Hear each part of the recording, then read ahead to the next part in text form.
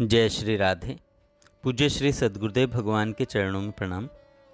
पूज्या मीराबाई जी का जीवन चरित्र। कल हम सुन रहे थे कि कैसे मीरा जी की एक दासी मिथिला, उसके प्रश्नों का उत्तर मीराबाई जी देती हैं।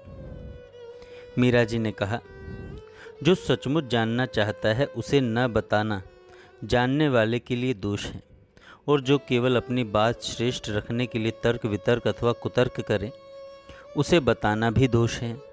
हाँ, उनके विधान में जीव का उसी प्रकार मंगल ही मंगल है जिस प्रकार माँ के हर व्यवहार में बालक का मंगल निहित है। वह बालक को खिलाती पिलाती सुलाती अथवा मारती है तो उसके भले के लिए ही। उसी प्रकार भगवान भी जीव का मंगल ही करते हैं। दासी कहती है, पर हुकुम, आपने तो कभी किसी का बुरा नहीं किया, फिर क्यों दुख उठाने पड़े। मीरा जी ने हंसकर पूछा, बता तो, चौमासे में बोई फसल कब काटी जाती है। कहती हैं, आश्विन और कार्तिक में, और कार्तिक मंगसीर में बोई हुई को चैत्र वैशाख में। फिर कर्मों की खेती तुरंत कैसे पक जाएगी। वह भी इस जन्म का कर्मफल अगले जन्म में मिलेगा, किंतु हुकुम, अगले जन्म तक तो किसी को याद ही नहीं रहता। इसी कारण मनुष्य फिर अपने दुख के लिए दूसरे लोगों को अथवा ईश्वर को दोषी ठहराने लगता है। हाथों हाथ कर्म फल मिल जाए तो शिक्षा भी मिले और मन मुटाव भी कम हो जाए। यह भूल न होती मिथिला तो अपने कर्मों का बोझ उठाए मनुष्य कैसे जी पाता। यदि हाथों हाथ कर्म फल मिल जाए तो उसे प्रायश्चित करने का अवसर कब मिलेगा। उसके विधान में सजा नहीं सुधार है। मिथिला, जैसे बालक कहीं गंदे कीचड़ में गिरकर पूरा लथपथ होकर घर आए, माँ के मन में अथाह वात्सल्य होते हुए भी वह जब तक उसे नहलाकर स्वच्छ नहीं कर लेती तब तक उसे गोद में नहीं लेती। अब ना समझ बालक यह न जान पाए और रोए चिल्लाए, माँ को भला बुरा कहे तो माँ क्या बुरा मानती है, वह तो स्वच्छ करके ही मानेगी। हम सब उस बालक जैसे ही हैं। तो सुख की बात करती है मिथिला, मुझे तो अपनी इस 23 वर्ष की आयु में कहीं भी संसार के किसी स्थान में सुख दिखाई नहीं दिया। सुख और आनंद जुड़वा भाई हैं। इनकी मुखाकृति तो एक सी है पर स्वभाव एक दूसरे से विपरीत है। मानव ढूंढता तो है आनंद को, किंतु मुख साम्य के कारण सुख को ही आनंद जानकर अपना लेता है। इस प्रकार उस आनंद की खोज उसे जन्म जन्मांतर तक भटकाए फिरती है। मिथिला ने पूछा, इनके स्वभाव में क्या विपरीतता है। मीरा जी कहती हैं, आनंद सदा एक सा रहता है, इसमें घटना बढ़ना नहीं है, किंतु सुख मिलने के साथ ही घटना शुरू हो जाता है। इस प्रकार मनुष्य की खोज पूरी नहीं होती। सारी आयु वह सुखी होने के लिए हड़काए कुत्ते की भांति दौड़ता रहता है। जैसे कुंवारा व्यक्ति सोचता है कि विवाहित व्यक्ति बड़े सुखी हैं, विवाह के पश्चात वह सोचता है बच्चे होने पर सुख मिलेगा। बच्चे होने पर उनको बड़ा देखने का और फिर उनका विवाह, फिर पोते पोती, आहा, अंत में वही शून्य हो जाता है। पर सुखी होने का सपना पूरा नहीं हो पाता। एक बात और सुन, इस सुख का एक मित्र भी है, और ये दोनों मित्र एक ही स्वभाव के हैं। उसका नाम है दुख। दुख भी सुख के समान ही मिलते ही घटने लग जाता है। अतः यदि सुख आएगा तो उसका हाथ थामे दुख भी चला जाएगा। आनंद की कोई पहचान है, उसका ठौर ठिकाना कैसे ज्ञात होगा कि पाने पर प्रयत्न किया जाए। पहचान तो यही है कि वह एक सार है, वह ईश्वर का रूप अथवा ईश्वर का मित्र है। जैसे सुख के साथ दुख आता है, उसी प्रकार आनंद से ईश्वर की प्रतीति होती है। इसे पाने के बाद वह खोज समाप्त हो जाती है। अब रही ठौर ठिकाने की बात, वह गुरु और संतों की कृपा से प्राप्त होता है। उसके लिए सत्संग आवश्यक है। संत जो कहें उसे सुनना, गुनना और करना आवश्यक है। दुख का मूल सुख ही है, नहीं और हाँ भी। दुख और सुख दोनों का मूल इच्छा है और इच्छा का मूल मोह है। जैसे ही एक इच्छा पूरी हुई, उसी की कोख से 10 इच्छाएं मुख निकालकर झांकने लगेंगी। सबसे बड़ी बात यह है कि मनुष्य दूसरे को सुखी समझता है और स्वयं को दुखी। वह सोचता है कि उसके पास क्या है जो मेरे पास नहीं है। वह उस वस्तु को प्राप्त करने के लिए दौड़ पड़ता है।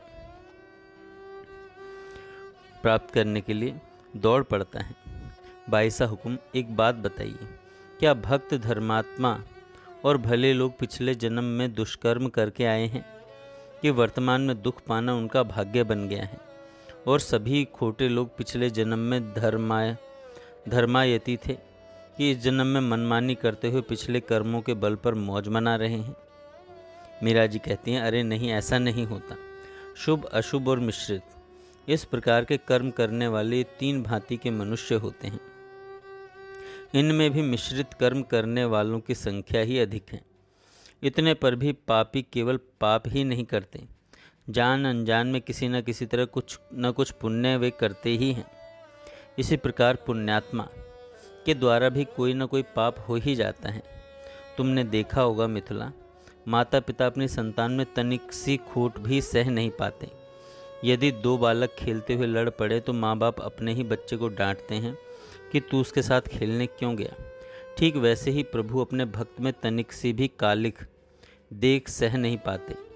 जब प्रारब्ध बनने का समय आता है तो भक्त के संचित कर्मों में से ढूंढ ढूंढ करके बुरे कर्म फलों का समावेश किया जाता है कि शीघ्र से शीघ्र यह सब समाप्त हो जाएं और वह प्रभु चरणों में पहुंच जाए।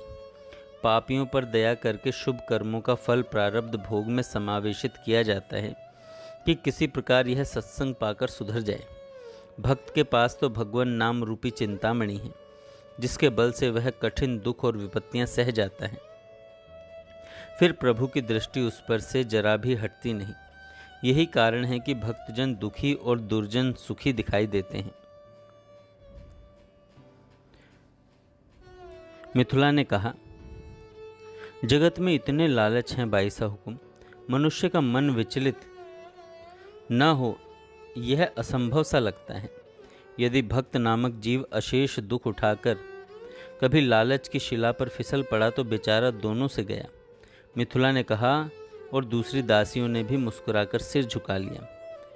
मीरा जी कहती हैं, यदि इस पथ का पथिक विचलित होकर संसार के प्रलोभनों की शिला पर फिसल भी जाए, तब भी उसी जीवन में ऐसे कई प्रसंग उपस्थित हो जाते हैं कि वह संभल जाए।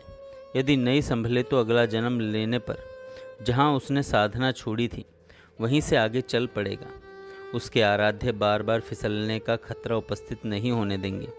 अपने भक्त की संभाल वे स्वयं करते हैं। मिथिला, दुखों की सृष्टि मनुष्य को उजला करने के लिए हुई है।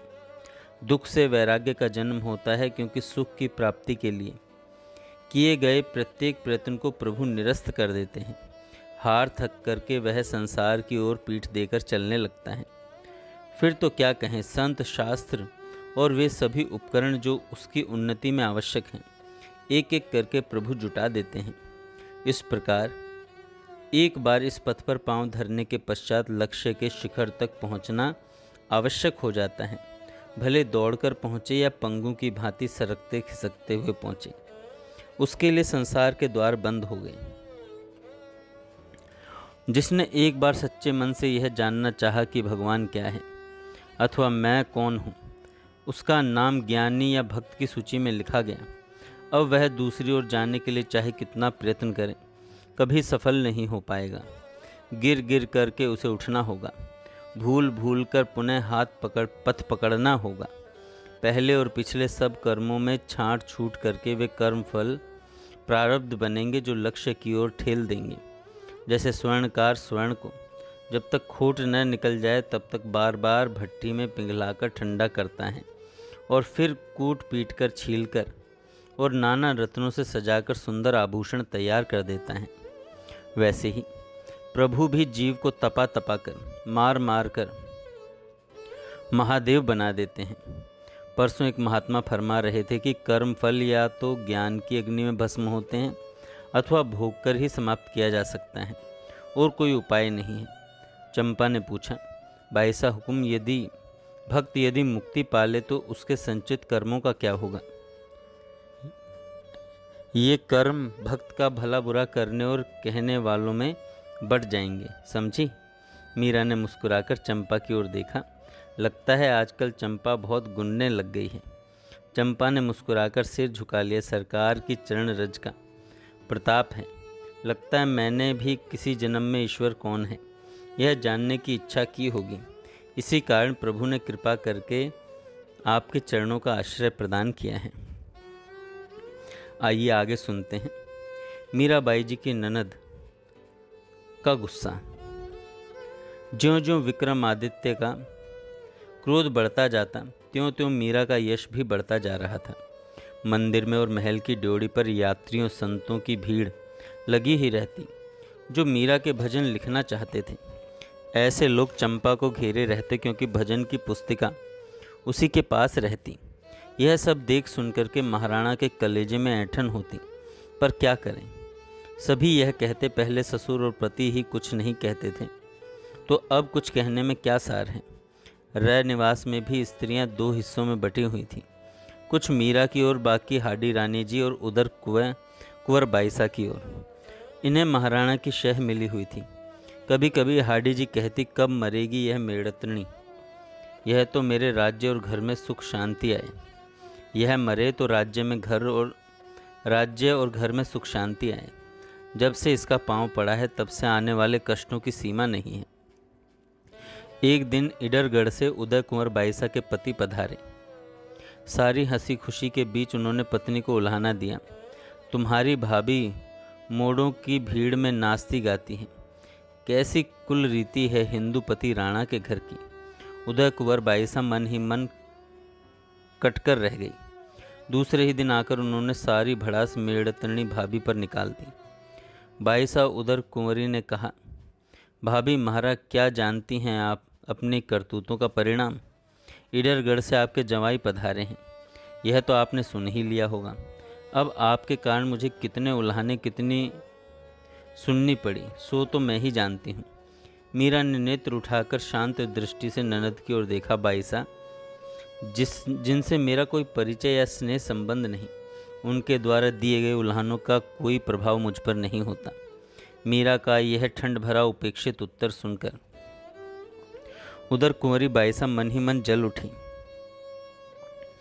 उधर कुंवरी बाईसा ने व्यंग पूर्वक जहरीले स्वर में कहा, किंतु भाभी महाराज आप इन बाबाओं का संग छोड़ती क्यों नहीं है। सारे सगे संबंधी और प्रजा में थू थू हो रही है। क्या इन श्वेत वस्त्रों को छोड़कर और कोई रंग नहीं बचा है पहनने को। और कुछ न सही पर एक एक स्वर्ण कंकण हाथों में और एक स्वर्ण कंठी गले में तो पहन ही सकती हैं ना। क्या आप इतना भी नहीं जानती कि लकड़ी के डंडे जैसे सूने हाथ अब शकुनी माने जाते हैं। जब बाबूजी हुकुम का कैलाशवास हुआ और गहने कपड़े उतारने का समय आया तब तो आप 16 श्रृंगार करके उनका शोक मनाती रहीं, और अब ये तुलसी की मालाएं हाथों और गले में बांधे फिरती हैं जैसे कोई बाबूड़ी या निर्धन औरत हो। पूरा राज परिवार लाज से मरा जा रहा है आपके व्यवहार के कारण। मीरा ने उसी तरह ठंडे स्वर में कहा, जिसने शील और संतोष के गहने पहन लिए हैं उसे सोने और हीरे मोतियों की आवश्यकता नहीं रहती। भाई साहब कैसे समझाऊं आपको कि आपके इस साधु संग से आपका पीहर और ससुराल दोनों लज्जित हैं। इस विश्वविख्यात चित्तौड़गढ़ के गर्व से तने खड़े कंगूरे भी मानो लाज से झुके पड़ते हैं। परिवार की अन्य बहु बेटियों की पीहर ससुराल से हाथी घोड़ों पर बैठकर राजसी वस्त्रों और स्वर्ण आभरणों से सुसज्जित सेवकों से सेवित पाहुने पधारते हैं, और आपके आते हैं तंबूरे चिमटे करताल खड़काते, गेरुआ वस्त्र पहने, कोई लंगोटिए, कोई भभूतिए, कोई तुलसी और कोई रुद्राक्ष की माला लटकाए, कोई मुंडित और कोई सिर पर जटाओं का गट्ठा बांधे, किसी के बड़ की जड़ों से लटकती जटाएं लिए मोड़े और बाबाओं का झुंड, मानो शिवजी की बारात चली आ रही हो। उधर कुंवरी ने घृणा से मुंह बिचकाकर कहा, हाँ बाई साहब, यहाँ शिव एक लिंगनाथ ही है ना। इनकी बारात से लज्जित होना तो अच्छी बात नहीं। मैं तो अपने झरोखों से झांक कर इन साधु बाबाओं को देखती हूँ तो खुशी से फूली नहीं समाती। मैं अपना भाग्य सराहती हूँ, साधु संग तो जगत से तार देता है बाईसा, आप उल्टी बात कैसे फरमाती हैं। मीरा ने मुस्कुराकर उत्तर दिया तो उधर कुंवर बाईसा तुनक कर वहाँ से चली गई। इन्हीं दिनों मेड़ते से कुंवर जयमल और उनके 5वें पुत्र भंवर मुकुंददास मीरा को लेने चित्तौड़ पधारे। 10 वर्ष के मुकुंददास जब अखाड़े में उतरते अपने से डेढ़े व्यक्ति को पछाड़ देते, अभी से 2 हाथ लंबी तलवार बांधते। राजपूती गौरव जैसे स्वयं देह धारण करके आया हो। इस बालक को देखकर अपने पराये सभी प्रसन्न हुए। जयमल जी से पूछकर महाराणा रतन सिंह जी की 6 वर्ष की पुत्री श्याम कुंवर को मेड़ते के भंवर मुकुंददास जी को ब्याह दी। नई बहू और मीरा समेत सारा लवाजमा मेड़ते की ओर विदा हुआ। मेड़ते पहुंचते ही पहली सूचना यह मिली कि जोधपुर से मालदेव जी ने मेड़ते पर आक्रमण किया है, जिसे वीरमदेव जी और रिया ठाकुरसा ने मिलकर युद्ध करके उन्हें वापस फेरा। बालक मुकुंददास पछताते हुए बोले, बाबोसा मुझे यूं ही कुंवर सा साथ ले पधारे। यहाँ होता तो आपके साथ मैं भी रण में जाता, मैं भी मातृभूमि की रक्षा में भाग लेता और मेरा खंग भी रक्त का स्वाद चख मद माता होता। तुम भी कौन घाटे में रहे बेटा, बीननी लेकर आए। दादा के सम्मान में मुकुंददास ने सिर झुका लिया, फिर संभल कर बोले, बाबूसा ये सिसोदिये महादुर्मति हैं, वहाँ भुआजी सा को सुखी नहीं रहने देते। ऐसा नहीं कहते पुत्र, वे अपने संबंधी हैं, 4 पीढ़ी से हमारा उनका संबंध चला आ रहा है, जैसे कहीं दूर देख रहे हो। इस तरह वीरमदेव जी बोले, सिसोदियों की सुमति और योग्यता तुमने देखी नहीं बेटा। अपने फूफोसा और मेरे साले को तुमने देखा होता, वे सचमुच बेटा हिंदुआ सूर्य थे। सूर्य का तेज और उनका प्रताप मानो होड़ लगा रहे हों। क्या कहूँ पुत्र, वे दिन कैसे थे, फरमाइए ना बाबूसा। कैसे थे आपके साले और मेरे फूफोसा, कैसे थे? मुकुंददास ने मानो मनोहार करते हुए पूछा। बेटा, वीरमदेव जी ने पोते की पीठ पर हाथ फेरा। मेरे साले महाराणा संग्राम सिंह, जिन्हें सब सांगा कहते थे, ऐसे योद्धा थे कि कहते नहीं बनता। आपसे भी बड़े योद्धा थे बाबूसा। कभी लड़कर तो नहीं देखा कि साले बहनोई में कौन अधिक बलवान है, किंतु आत्मबल निश्चय ही उनमें मुझसे अधिक था।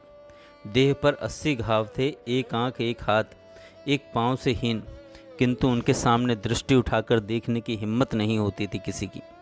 सज्जनों का साथी और दुर्जनों का काल, बोलते तो लगता कि वन में नाहर गरज रहा हो। जन्मभूमि और प्रजा के लिए सिर हथेली पर लिए फिरने वाले उस एक लिंग के दीवान की याद आते ही कलेजे पर जैसे धन की चोट लगती है। वह घायल होने पर भी बोले कि मेरी चिंता न करें आप, और किसी को नेता बनाकर युद्ध जारी रखिए। एक बार इस मुगल के पैर जम गए तो राजपूती पर कलंक लग जाएगा। आने वाली हमारी पीढ़ियां इनकी गुलाम हो जाएंगी।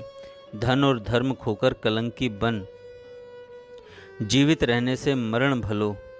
और सचमुच ही दुष्कर्मियों ने उस नाहर को जहर देकर मार डाला। वीरमदेव जी ने निश्वास छोड़ा। टूट गया पर झुका नहीं वह। मैंने भी उन्हें वचन दिया था, सोचा था कि इस युद्ध में ऋण उतर जाएगा, पर कौन जाने कैसा वचन, कौन सा ऋण बाबूसा।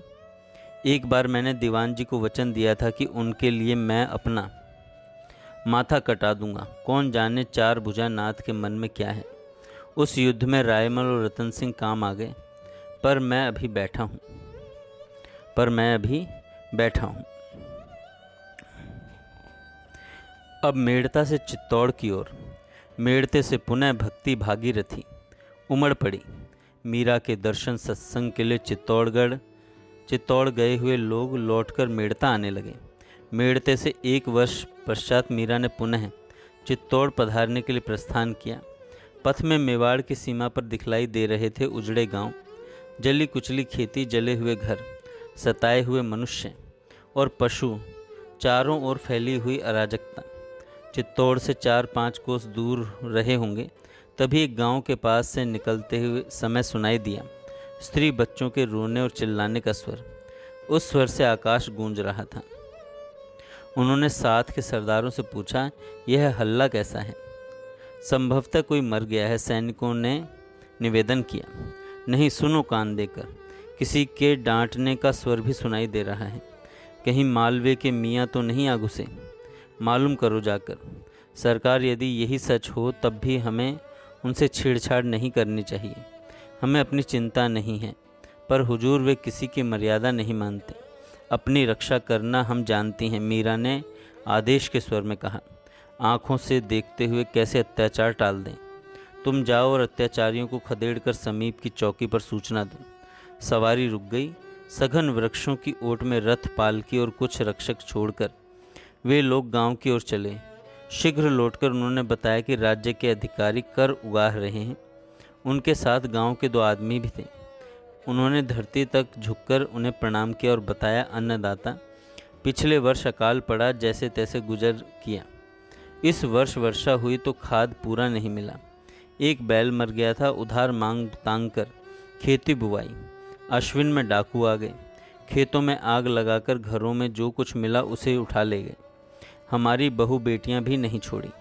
ग्रामीण का गला भर आया, उसकी आंखें झरने लगी। अब ये कर उगाने वाले आए हैं।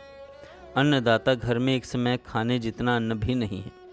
हमने कहा कि भगवान की कृपा हुई, अगली फसल ठीक हो गई तो एक साथ पूरे वर्ष का कर चुका देंगे, किंतु ये तो मानते ही नहीं।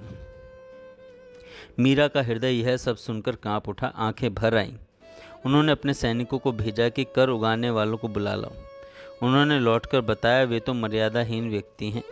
हमें कहने लगे कि हम अपना काम कर रहे हैं, तुम कौन हो जो बीच में पांव रोपने वाले? हम किसी मेड़तानी जी को नहीं जानते। जाकर कह दो हमें फुर्सत नहीं। क्या? मीरा रथ से नीचे कूद गई। रथ से में लगे हथियारों में से एक तलवार उन्होंने म्यान से खींच ली। चलो, कहाँ है अन्यायी?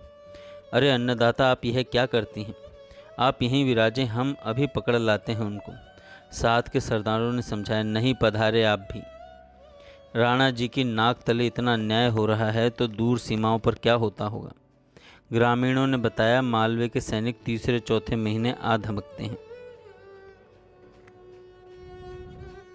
मीरा से सुना नहीं जाता था। एक निश्वास छोड़ उन्होंने सोचा, ऐसे राजा के दिन टिकेंगे जो प्रजा के पेट को अन्न और आँखों को निश्चिंत नींद नहीं दे सकते। आगे जाकर देखा कि 15-20 आदमियों को बांधकर एक और पटक दिया गया है। उनके घरों से अन्न बर्तन वगैरह फेंके जा रहे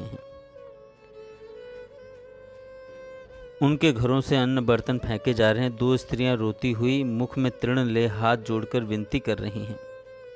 एक 20 वर्ष की बहू अपनी फटी साड़ी के घूंघट में हिचकियां लेते हुए रो रही थी। उसकी ओर देखकर एक कर्मचारी बोला कि कर के बदले इसको दे दे तो दोनों फसलों की माफ़ी हो जाएगी। यह सुनकर उसके पति ने कहा, तुम्हारे घर में बहू बेटी के लिए ऐसी कोई बात कहे तो कहकर तो देख। कहते हुए कर्मचारी ने उसे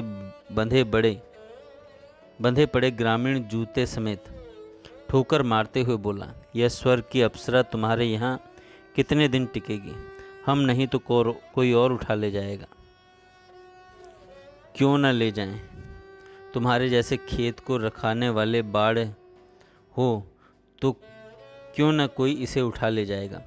मीरा सामने जाकर खड़ी हुई तो वे सभी सिटपिटाकर जैसे स्तब्ध से हो गए। किसी ने पूछ लिया, ये कौन है?